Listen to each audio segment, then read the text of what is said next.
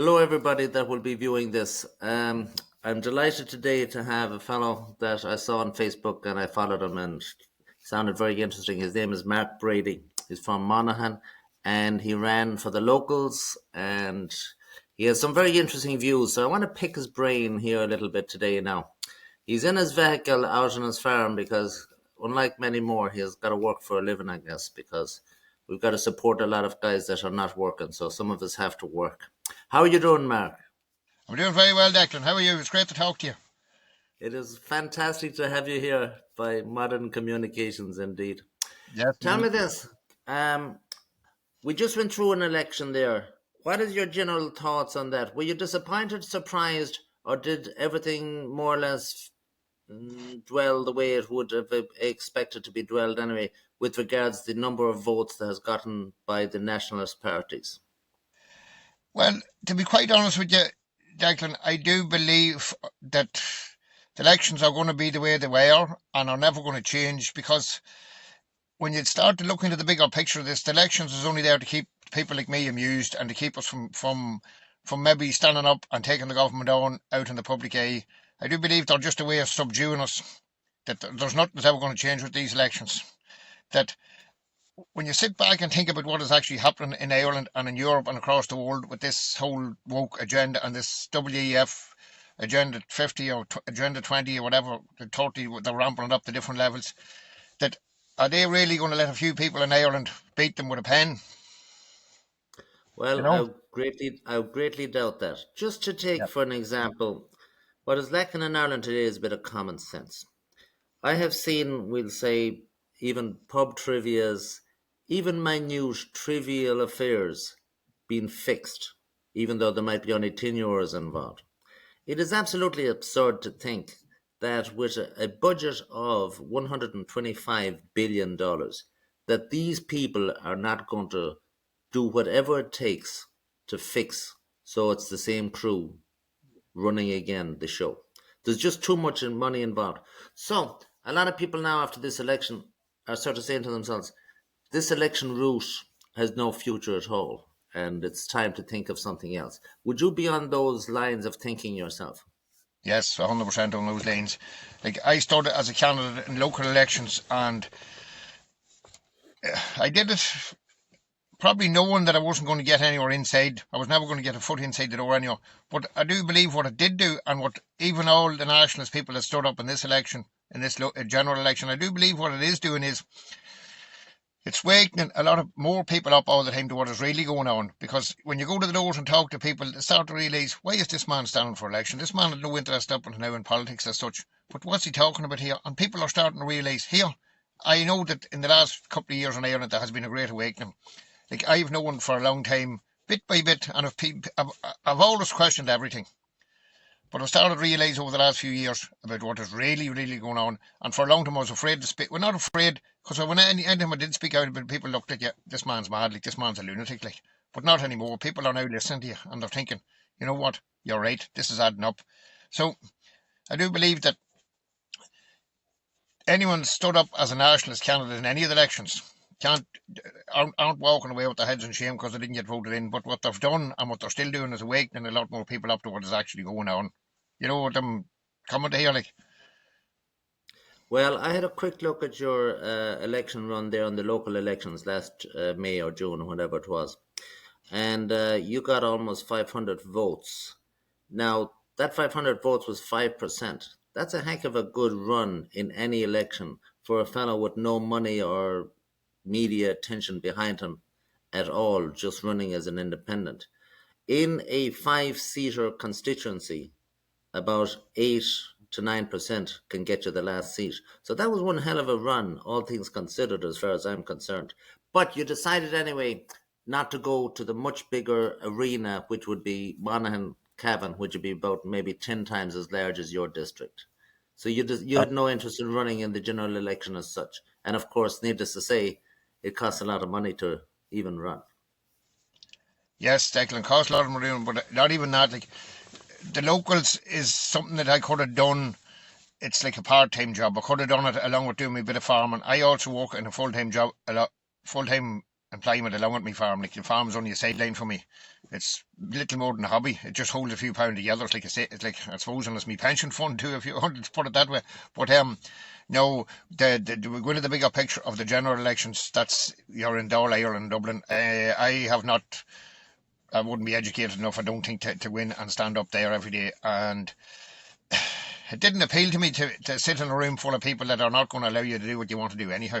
Like if you did get in there, I think you'd be put down, you'd be pushed into a corner. Anyway, if like there's no way there's one or two nationalist people going to get in there and be listening in there along with the whole lot of them. Like I don't think I actually don't think you'd be going anywhere. Look at anyone that did stand up and run with my way of thinking, fair play to them. But it's great to see that there is opposition to them. But unfortunately, I don't think you'd be going anywhere. That's my honest opinion.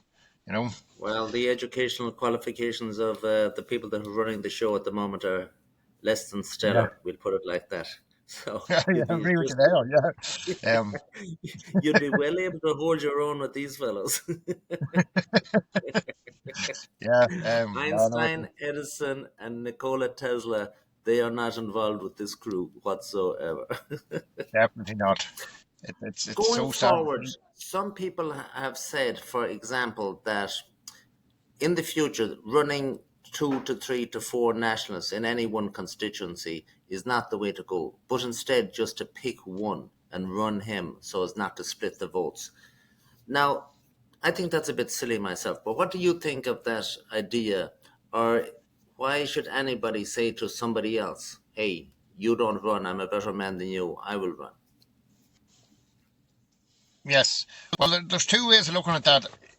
Number number one, it's everyone's own free will. If you want to run, you're entitled to run. You're entitled to have your say. You're entitled to say what you want to say.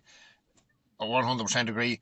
But when you do put too many nationalist candidates into one area, it does leave it splitting the vote because like you look through the trends, they all have taken votes. But it's a very hard one to call. Like if you only put one into each area, maybe he'll not get any. He might just get the same votes as four will get, if you know what I'm saying to you. Because like there's certain people wouldn't vote for me, there's certain people wouldn't vote for the next man. So that's a very hard one to call. But I It do most believe, certainly is. Because everybody will have their own personal vote aside from their politics whatsoever because they know one another and they're friendly to them, they're related to them or whatever. So I think the more people that would run, actually, the better to get those people out. But that's just my opinion. yeah, there is a medium to it. I agree with you. If you just put one in, he mightn't get any further on than three or four would in the different areas of like people are going to vote for a local person and they're also going to vote for a person that they know that has done something maybe for them or their family. A lot of that does come back into this, and that's why I think these mainstream parties are still getting in so much. Because I think the older generation are going to be very hard to swing on this because they'll say, "Oh, I know that man. My life, my father voted for them. My brother, he done my brother a turn 20 years ago." There's that is still coming into play with why these parties are still getting so much votes to get back in. There's that the older generation don't change, you know. Well, you cannot teach an old dog new tricks.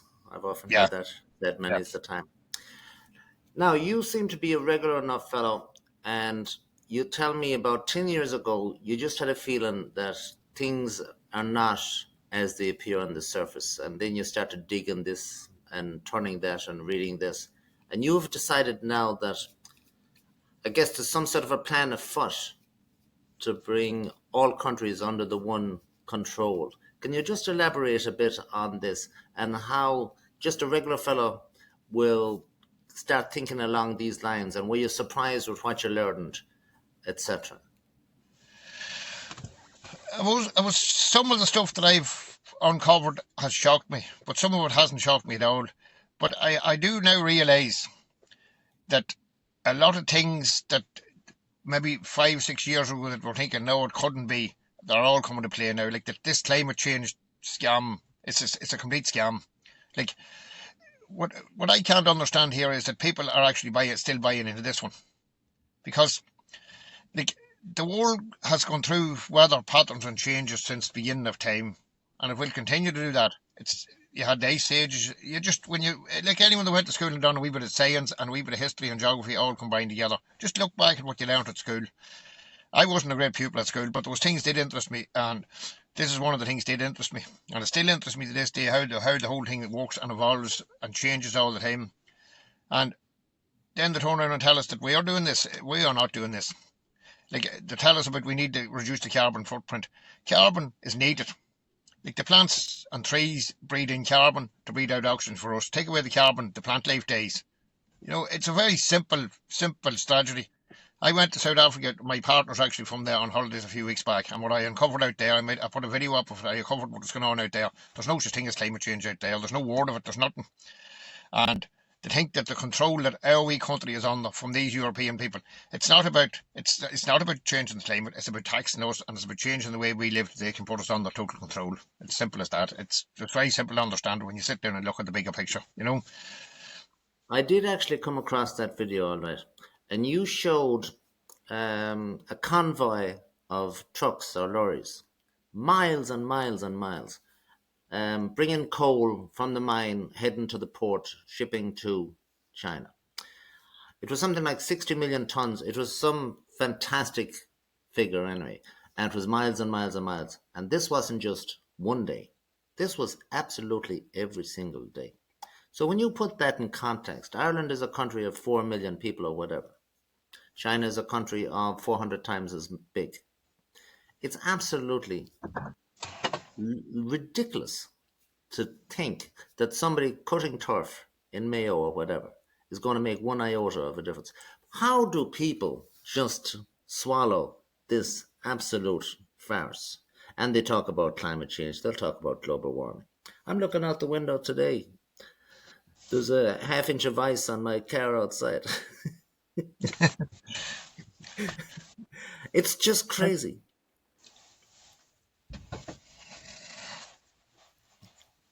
Like the media has really destroyed people's way of thinking.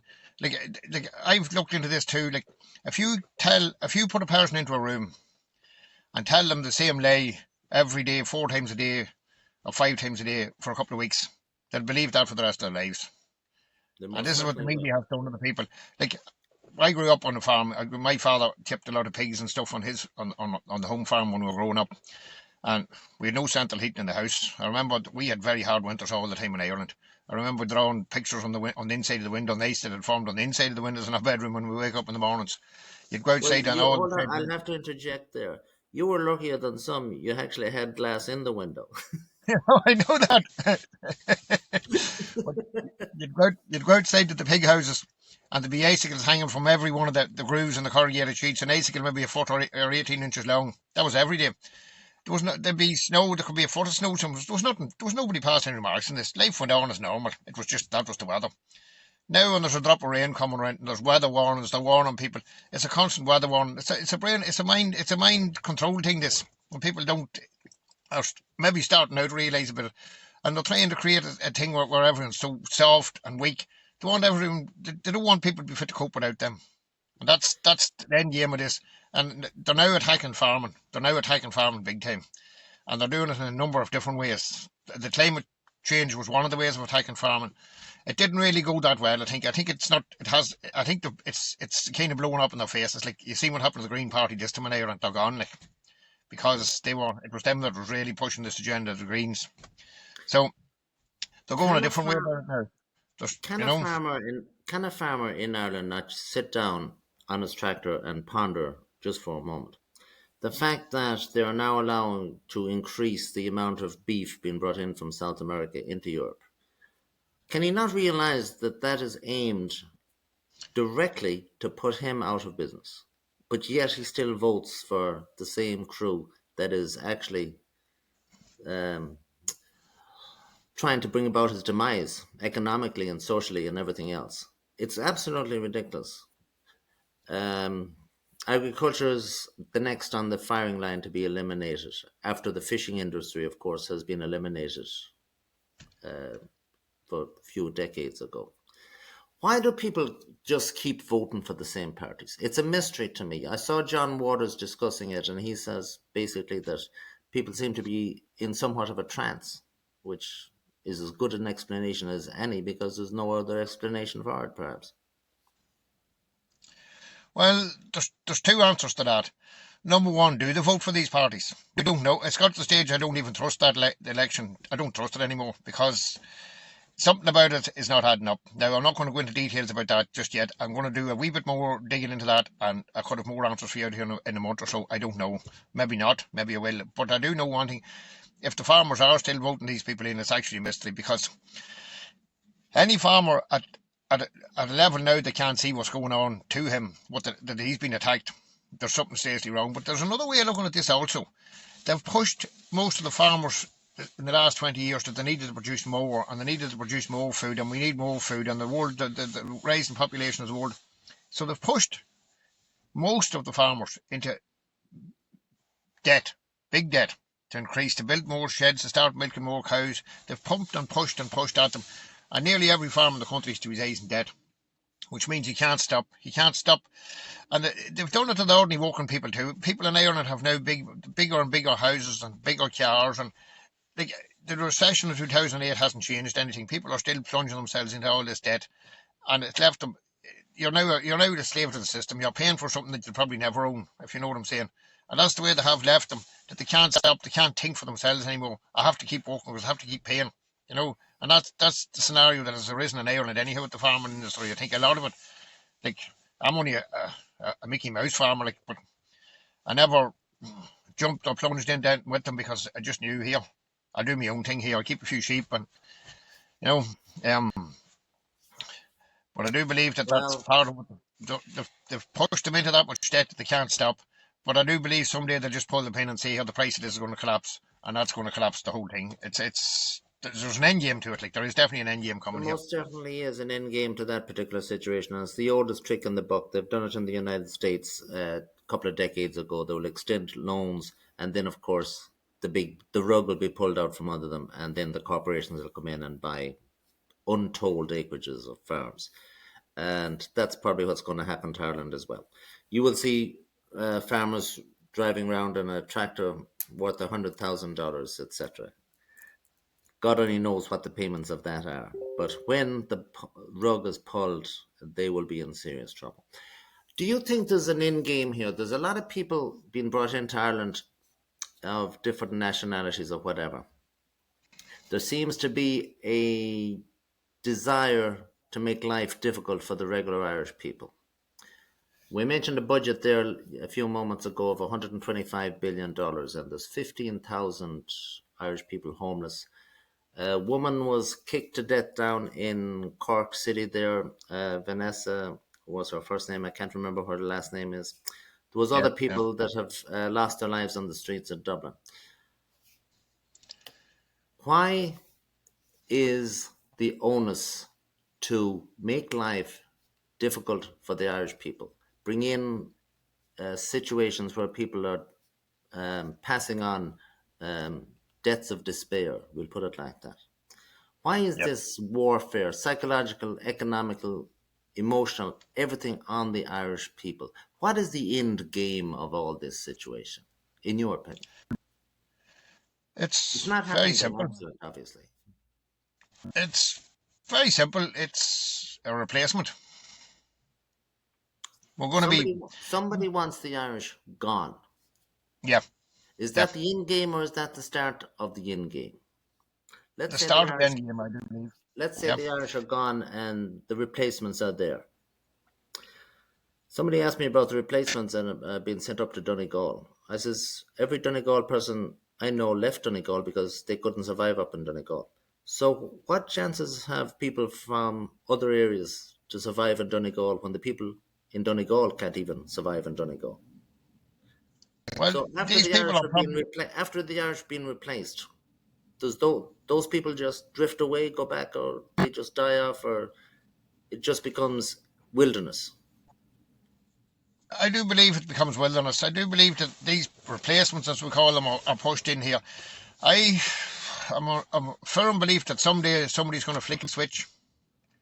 Not some. There's going to be a call to someday to a similar lockdown scenario. Maybe it'll not be a pandemic. It's maybe a climate lockdown. There's going to be some type of lockdown coming here, and these people that have banged up in hotels and everything everywhere, I do believe are going to be, they're like a UN army. They're going to be out in the streets controlling us and telling us what we have to do.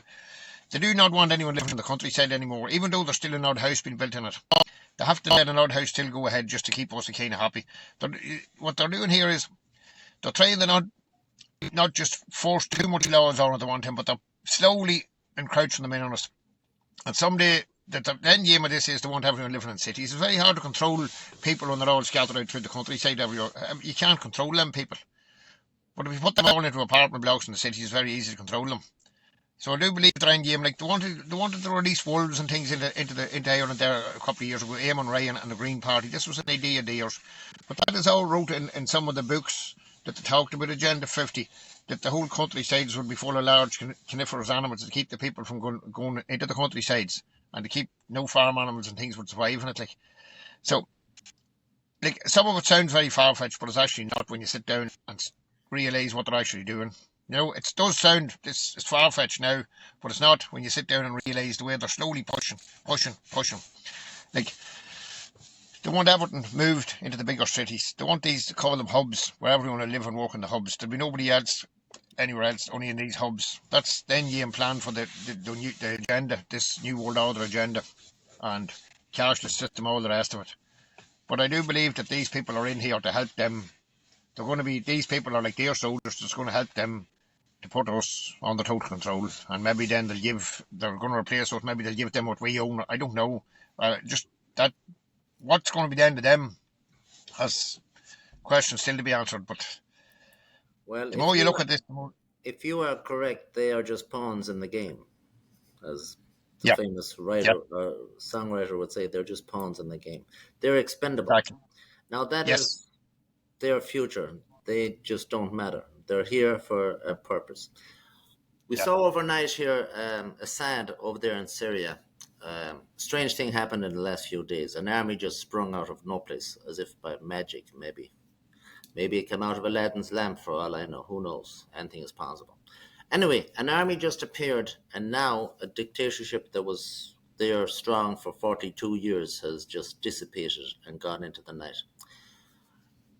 To do that in a country, we'll say, well, let's say Scotland, for would not a good plan be, if you wanted to do something like that in Scotland, to set up camps outside Glasgow with 4,000 in it, and whatever town is in the middle of Scotland, whatever, we'll call it Athlone, whatever, put 1,000 there, set up these camps all over the place with fellows 20 to 30 years of age, and just have them there waiting for the word, now it's time to rock and roll. Is this not straightforward and common sense? And is this not what's happening in exactly, Ireland? exactly. It's warfare. Yes, Exactly.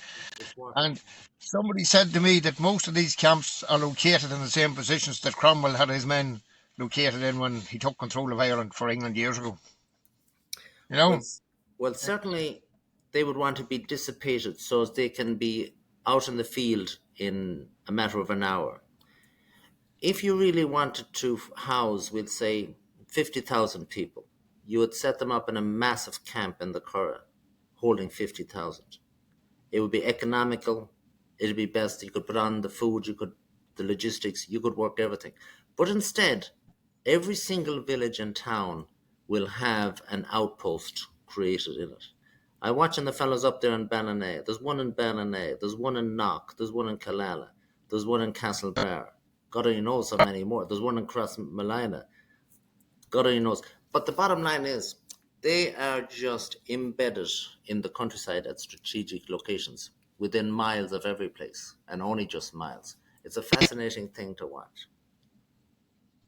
exactly. They're sleeper cells. That's what they are like. They're sleeper You know, cells. the people, people are not even waking up to this one at all. I've spoke to several people. All the poor fellas, they're coming from war. I'd say 10% of them's coming from war. Even the war that is happening in Ukraine, I work with people from Ukraine. There's people in the factory that I work in here from Ukraine, and they describe the war in Ukraine something similar to what happened here with the troubles in Northern Ireland. It's one wee corner of the country there's war, one wee corner, and the other half of the country is party on. They don't even know what's happening. Yeah, that's the way they've described it to me. Like it's the same as when we had the troubles in Northern Ireland. People down in Cork and Kerry didn't know what the half of it. They didn't know that life was normal to them. They heard about an odd bomb in the north and an odd soldier shot or person shot. It's the same thing in Ukraine. That's the way they described it to me. That most of Ukraine doesn't even know there's a war there. Yes, there is a war in the corner, but it's not. The media is also painting this to be a seriously bigger picture, and I think they use this disguise of bringing people in from Ukraine to bring all these fellas in. They're from all over the world. Like they're from all over the world, and like you don't even have to weigh up anymore. Just take a look at some of them. Take a look at some of them, and you can tell. You can tell by looking at them that they're not people that should be in this country. Like you just Well, know that there's an element that they look like trained soldiers. They actually look. They have that appearance of. You know what I'm saying to you? It's not. But people, oh, the poor people are coming from war. They're not coming from war. There's no war in Tsunami. There's no war in Georgia where all these guys are coming from. Like they're coming from everywhere. And like this lay about coming in here. I went to South Africa. They took my fingerprints going into it. yeah. They took my fingerprints leaving it. Like, Do you think the protests now are coming towards an end? Because at the end of the day, those Gardaí, they're going to just batter those fellows away from the gates. Now that the election is over, I believe the gloves are going to come off with those fellows, and they're not going to. I see them down there in different protests, and the Gardaí are friendly. They're joking, and everybody's joking around, and it's all nice and beautiful. But the bottom line is the refugees or the military men or whatever you want to call them, they are still going in. Is that process coming to an end, do you think? the process of protesting, Declan, or the Yes, the protest of fact that migrants the coming people in. that are out there protesting now for nearly a year, Yes, those yes, people themselves, fair play to them, but they must be exhausted mentally and yeah, physically and financially and everything else. And at the end of the day, they cannot really stop these Gardaí putting those people in, because if you lay a finger on a Gardaí, you're looking at 12 years or whatever. yeah. So their hands are tied in every sense of the word. Is it is it time to think of something different, and what might that be? Well, it's time to think of something different, surely. Protests aren't really working either, and unfortunately, the guards' hands, I say a lot of them are tied in this too. Like, and they've gotten very bad press, but you can't blame all of them either because like, they have a job to do. Like, and unfortunately, they've houses, they've families, they've mortgages to pay too. A lot of them, and they are stuck in the middle. I think a lot of them, like they have got very bad press. Like some, like there was too much force used in a lot of situations. So I'm not going to be. I don't want to run down the Gardaí Yeah. to the full extent either. Because at the end of the day, they are still the paid law keepers in the country. They have a job to do. They're told what they have to do by their superiors. Like the man that's running the guards, I don't think should be there. He should not be there. There's a lot of Yes, issues to him. He a the pathetic individual individual. guard's decision is not an easy one. He either does what he's told, No, or he is out of a job and looking at exactly. desperation in his own situation. So And I have he explained this to chose. somebody before. I've explained that to somebody before. The fact that the guards have got such bad press over all this issue, if one of them did lose his job, it'd be very difficult for him to get a job anywhere else in the workplace at this minute in time. Who'd want to employ him? You know what I mean? Like, it's a very hard one to call on the guards. But I do Yes, believe that Drew Harris should not be running the guards in Ireland it, because Drew it, Harris has got an agenda against Irish people. he most certainly has. If that fellow doesn't have a chip Yeah, on his shoulder, his father got killed or was killed in yeah, the troubles, whatever. So obviously, that fellow is there for vengeance, because that's just human yes, nature. exactly. Yeah, yeah. But I've the spoke. protest, the people that are protesting themselves, they're fair play to them. They've really done it. But I do not believe maybe it'll prolong things and stop things for a while, but I do not believe it's going to matter. These people, and I think now that the elections are over, they're going to pump far more of them in here. That's my honest Yeah. opinion. We're going to have to all come up with something else in Ireland, and whether it be a walkout of work, everyone maybe just say, look, we're going to have to see what can we live on for a fortnight or 3 weeks or whatever, and maybe get to a point where everyone just says, right, nobody goes to work until this government stands down or something. I don't know. It's very hard. And then you've only maybe 30% of the 20% of the population thinks like I do. The young people of Ireland, unfortunately, a lot of them are that brainwashed that they don't care what goes on. They won't even go out to vote. Like they don't. A lot of them doesn't even want to work anymore. They've lost all. the media has actually ruined the young people of Ireland. I do believe they've lost all hope of anything. They seem to be just living from day to day. And about a lot of them aren't even in good form anymore. There's no characters and all that witty type of people in Ireland are day and out. They're gone. Like you know what I'm talking about when I I talk about the most witty certainly characters do. of Ireland. Yeah. Yeah. They are not there anymore. They don't exist. The young people are all they're all at the one level. They all talk the same way. It's a very strange. It's like a phenomenon that's coming across, and the more I see it, the more I think, my God, where how are you going to survive on your own out here, the young people? I actually think when we go, what's going to happen to them? Even what I do up here, there's not many of them that's even in interest in doing that anymore. It's more girls that are starting to work in agriculture now than young men too. It's sad to see what's coming down the lane.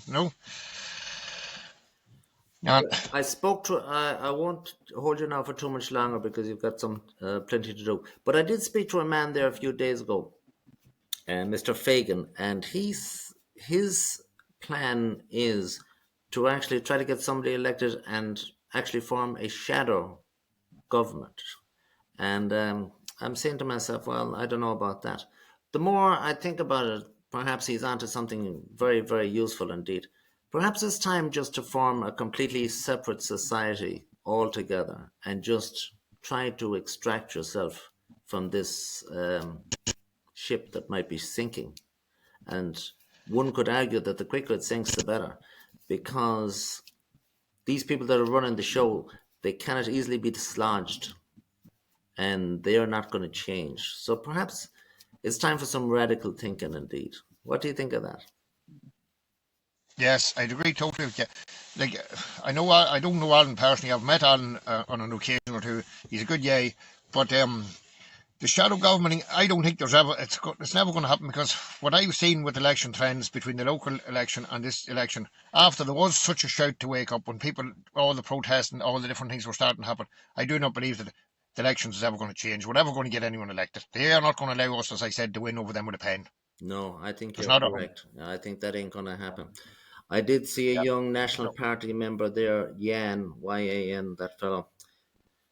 He's young and he's idealistic, and he said, well, the last time we got 0.7%, this time we've got 2%. So next time we'll triple it again to 6%, and then it will be in power the next time after that. That I don't think is feasible for two No. reasons. One, we don't have 10 years, and two, it ain't going to be allowed to happen anyway.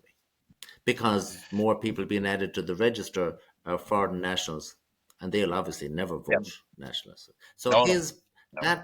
that plan is just not feasible. I don't think so. No, I don't think. And what I made a video way back this time last year, or maybe after Christmas last year, and I do believe that it's going to come to a stage sooner rather than later that we won't have an election anymore in Ireland.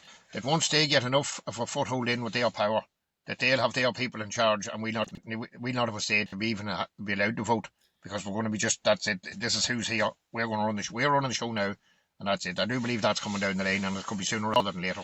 They are really pushing this agenda in very and I think once they form this new government, I think we're going to see they're really going to ram it down our throats now. I do believe they are. So the election end of it, I'd be writing that off completely. I do think that there is a lot of people starting to form, as you said, a whole different system, and that is probably going to come, but it's going to be a very tough one to call for a while because they're going to try to take us out of it. Like if we start to form our own way of living, they're going to try to stop it every way they can. They'll not want us breaking away from their controller system. But I do believe it's probably one of the only ways that we're going to do this. If everyone starts to form like their own communities and maybe their own food sources and maybe homeschool their children, this type of thing. Come back. I do believe we have to go back to basics here. We'll start to live the way we did years and years ago. Small farm enterprises, which is just producing food for a community more or less. I do believe that that is going to be the only secret to keeping the Irish way of life going here. It's just going to have to be a form like a community type thing, and that we do our own thing and we break away from the system. It's going to be tough for a while, but I think it's the only way out of this. I'm somewhat knowledgeable of the people here that we refer to as the pilgrims. Well, they are correctly known as the separatists, and they were unhappy over there in England in the 1500s into the 1600s, and they decided to do what God told them to do, which was to go out and separate. I think the Irish are at a stage where it's time to go out and separate. That seems to be the only solution that I can see. But it's fascinating talking to you, and you have a lot to do. Have you anything now to say before we wrap it up? We'll repeat this. I want to get, we'll say, 6 or 7 or 8 people or whatever having a chat on a regular basis, maybe for 15 Yes. minutes, maybe have 2 or 3 or 4 or whatever, because you know the old saying about two minds are better than one, even if they're just, you know what. But anyway, that'll be the way to go. Do you have any parting thoughts as we go forward? Well, what you just said there, about two minds better one, I think what you're after saying is a brilliant idea, because I think that's part of the problem, that people aren't actually communicating together enough on all these issues. You have an awful lot of separate groups of people, but they're not gelling together the way they should to try and maybe come up with a solution to the problem here. And everyone has their own way of thinking. And I do a bit of talking on Facebook, and there's a load of people that still want to, I'll not say shut you down, but they want to disagree with you, agree to disagree type of thing. Like, everyone has their own ideas and things, but I do believe we need to get like a chat group going across, not just Ireland, across Europe, and across even into with you in America, because this is happening everywhere. Like, it's not just in Ireland, but It's not Ireland just seems in to be. Ireland, it's all We over. we always have seemed to got Ireland always seemed to got the rough end of the stick from the EU. Well, I wouldn't say the rough end of the stick, but what I think happened was, whenever the EU made up a set of rules, we know where the EU stands now. They're not on our side anymore. Like, maybe they were at one time and done a lot for Ireland, but that has changed because there's different. They're now a control group, like they're part of this greater agenda. But I do believe that whenever they made up a set of rules, maybe a page of rules with 20 new rules on for the agricultural industry anyhow, when that was sent to England, before England exited from them, England looked at it and read them and said, we'll accept 5 of them. But when it went to Ireland, yeah, we'll accept them 10 rules, but we'll add 10 more onto it. I do believe that's what happened to us. And then we were like the guinea pigs for the rest of Europe, if you know what I'm saying. Entering the pulled it on us first. But I just like to say that people needs to start actually research and take a look at in deeper to everything that happens and start questioning, because that's what I did.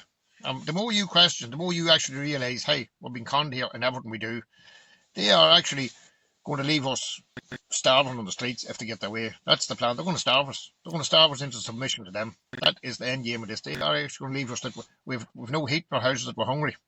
Like, they're pulling now any of the houses that belong to the corporation, to the state. Some of them was heated. I know of houses that were heated with solid fuel stoves, which meant you could buy your coal and cut a few sticks for your own. You'd always could. But now they've taken out them stoves at them, because the people don't actually own the house. They have no say, and they've fitted electric heating into their houses, which means they can charge them whatever they like for the electric, and they can cut it off if they feel fit to do it. So these are all part of the greater plan in years to come, that people need to be aware of what's coming down the line to them. You know. Can people not see that the cost of energy, whether it be electricity, whether it's diesel, or whether it's petrol, is exceedingly high and then it's taxed into oblivion? Yes. Why I don't know why. why in 100 years of Irish politics has no politician come out and said these very simple words? I have decided that there's going to be zero tax on petrol or electricity or diesel because they're the basics of living and it really impacts the people on a lesser wage. To a millionaire, it means nothing. Why are these poor people being hit with that particular taxation? It's crazy. Exactly. Well, what I Maybe do we know. should form a party running on the agenda of getting rid of petrol taxes. Well, what I do say to people now is, you're taxed on your tax. Yes, you're it's, taxed on it's your actually tax. got that bad. You're taxed on your tax. Like, there's just one thing. Like, I get paid a bit of a bonus at Christmas. It's a work related bonus. For your work performance over the year, and because it's classed as extra income, you're taxed the hilt on it. You're fleeced in tax on it. We'll say you get €1,000, you'll probably pay 400 of it or 450 in tax. But yet now in County Monaghan alone, we have 2,500, 2,500 people unemployed. But that's not sickness benefit. That's unemployed people that are job seekers, people who are, by the way, looking for a job, but they're not looking for a job. They're long-term unemployed. They've no interest in working. Now, So you're people telling say they're you're lazy. telling me that you get a Christmas bonus and you have to pay €450 tax on that bonus. Well, I'm just saying, if it is 1,000, I'll probably pay 40% tax on it, because it's above me. It's a cap. It's above me earnings. It's above me.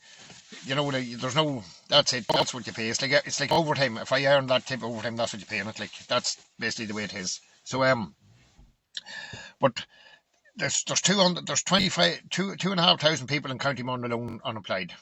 They get paid social welfare every week, but at Christmas they get a double payment. Well, all I've got to say to that is you're shaved and you don't have a green suit, but you most certainly Yeah, are Santa Claus. yeah, but I made this point a week or two ago. Them people that are unemployed get a double payment at Christmas. Yeah, They get an extra. It's a bonus. Now there's a factory in County Monaghan that produces turkeys for the Christmas market. They get very, very busy at Christmas. They have to take on an extra 500 or 600 staff. Them 500 or 600 staff came most of them this year from Romania. They were flew here to work for 3 weeks and they're going home again when they do the work. They'll probably earn the work for that 3 weeks to work 7 days a week, 12-hour shifts. They'll probably take home maybe, I don't know what they earn. They earn maybe 1,200 a week, 1,300 euros a week here. They'll not have to pay tax on it, obviously, because they're not from Ireland. So that whole money that they earn leaves Ireland, right? That yeah. leaves Ireland. It's gone. But why don't they tell these 250 or 2,500 people, look, we need 500 or 600 of you to go to the turkey farm for 3 weeks. We'd still allow you to collect your social welfare, but we'll not pay you maybe a double week at Christmas. We'll allow you to earn this money. Plus, because they didn't work all year, there's no tax to pay on that money. But the benefit of that to the Irish economy, that money would already be spent back in Ireland. But this is government policy that this is all allowed to happen. It's actually ridiculous what they allowed to happen here. It's madness. And all these TDs and ministers and they talk about what they're doing for the people, they're blindfolded. Can I I? do believe they want to keep I do believe they want to keep a certain amount of people jobless that know they're guaranteed that they'll also vote for them because you don't bite the hand that feeds you. Can I sign you up as the leader of a brand new political party called the Common Sense Party? How's that? But this is it. Like it's not rocket science. You don't have to be a It's not genius to rocket work out science. It's common sense. It's time exactly. for a new movement. It's going to be the Common Sense Party. It's going to be the Common Sense Movement. Anything that's not common sense is just out the window from now on. And I think Yeah, that is our game plan going forward. yep, yep.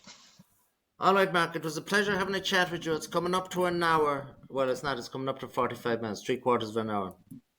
But I would like to do this on a regular basis, and I would like to do it with a few more people and get some minds together. I do see other people doing a lot of great work out there. Even yesterday, I think it was, I came across some Facebook group. It was King's Court Community Action Group or whatever. Yes, that's right. A brilliant They, group. Yes. I don't know the people involved, but I didn't need to know them. I knew they were decent people trying to do what is needed to be done. These people are obviously concerned about the welfare of their children. This, that, and the other are walking down the street, Yep. and they want to produce a group of people that will be a community watch. It's basic. It's very good.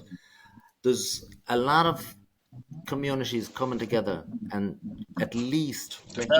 least recognizing the situation, which is step one in the what needs to be done. Yes. All right, well, thank you very much. I'm going to click this off and we're going to be done. Thank you for everybody for watching, and I'll put up this presently. Thank you very much, Declan.